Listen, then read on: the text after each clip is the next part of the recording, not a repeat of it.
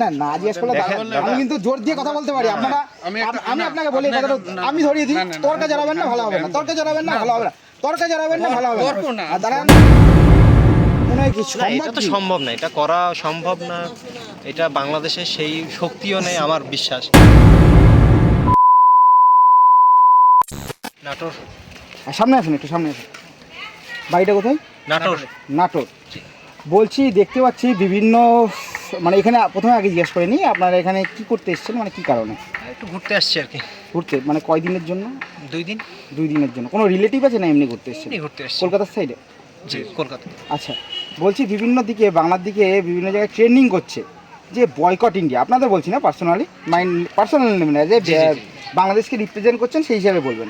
তা বারবার হচ্ছে বয়কট বলার পরেও ইন্ডিয়াতে আগমনের কারণ কি?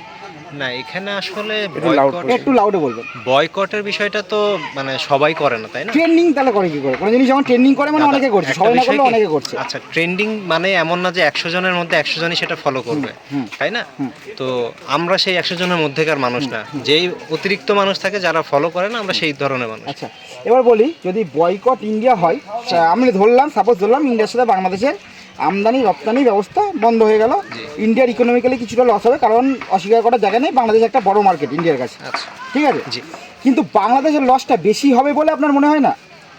এটা এখন আসলে আপনার পার্সোনালি কি মনে হয় বাংলাদেশের লসটা বেশি হবে কি না সেটা একটু বলুন। কিছু কিংবা যদি মনে হয় যে আপনাদের অন্য জায়গায় অপশন আছে সেটাই আর কি বলছি, অন্য না। আমি আসলে এই বিষয়গুলো নিয়ে ওইভাবে বলতে চাচ্ছি না, এই জন্যই যে এইটা ঠিক করার ক্ষমতা আমার নেই।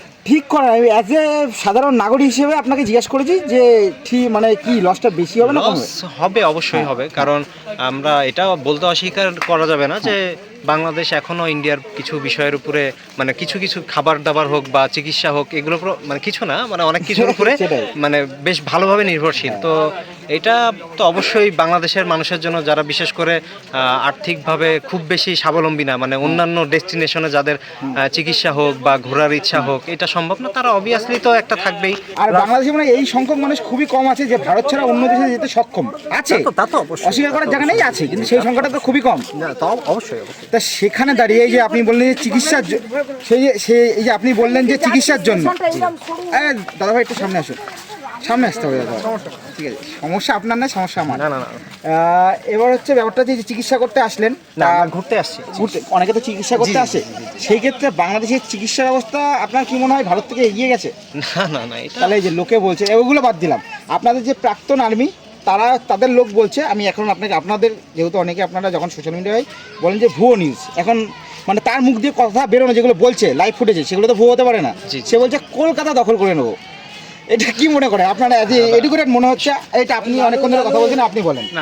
না বলতে হবে দাদা ভাই, আমি আচ্ছা আসলে একটু নার্ভাস।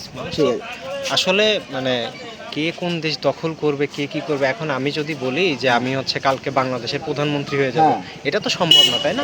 যদি তো এটা মানুষের মুখ আছে, মানুষ না, আপনাদের একজন প্রাক্তন সেনাকর্তা, সাধারণ মানুষ বললে আলাদা ব্যাপার, যে ওপরে মসনদে বসে আছে তারা বলছে। আপনার কি মনে হয় এটা বাস্তবে কোনোদিন সম্ভব যে বাংলাদেশ ভারতে কলকাতা দখল করে নেবে? এটা তো আমি তো এটা নিয়ে আসলে বলতে পারি না। আপনার মনে হয় কি এটা তো সম্ভব না, এটা করা সম্ভব না, এটা বাংলাদেশের সেই শক্তিও নেই আমার বিশ্বাস। সো এটা হয়তো বা অনেকে থাকবে যে মানে একটা ট্রেন্ড সেট করা বলেন বা একটা যে কোনো ধরনের সমস্যার সৃষ্টি হোক বা দুই দেশের মানুষের মধ্যে একটা সম্পর্ক খারাপ করার জন্য এটা থাকবেই। মানে সব মানুষ যে আমাকে যে সবাই পছন্দ করবে, আপনাকে সবাই পছন্দ করবে, এটা কখনোই না।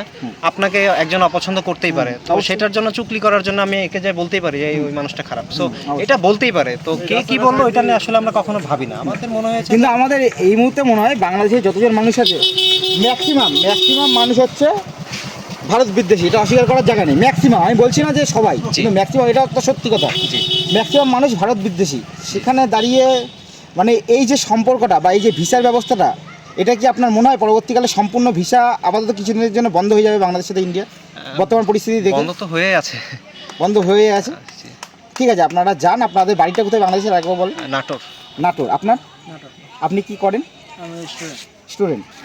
লাস্ট কোশ্চেন একটা জিজ্ঞেস করছি, আপনাদের কিছুদিন আগে সরকার অন্তর্বর্তী যে সরকার এসে চেঞ্জ হয়েছে, সেই সরকার আসার পর অর্থাৎ মোহাম্মদ ইউনূসের সরকার আসার পর বাংলাদেশের বর্তমান যে ব্যবস্থা সেটা উন্নতি হয়েছে না অবনতি হয়েছে? অ্যাজ এ সাধারণ নাগরিক হিসেবে আপনাদের কি মনে হয়? এটা আমি দুজনকেই বলতে হবে এই কথাটা।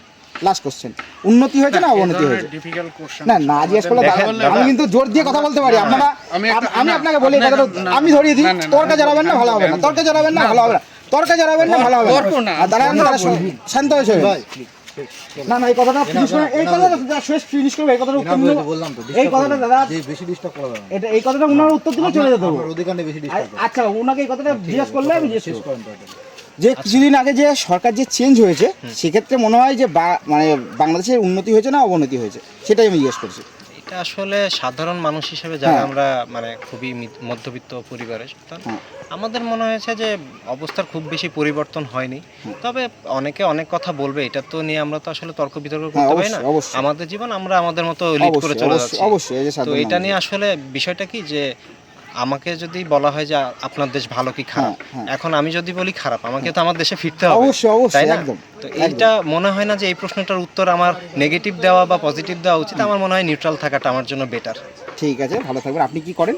আমি স্টুডেন্ট। ঠিক আছে, ভালোভাবে ভারতে আপনাদের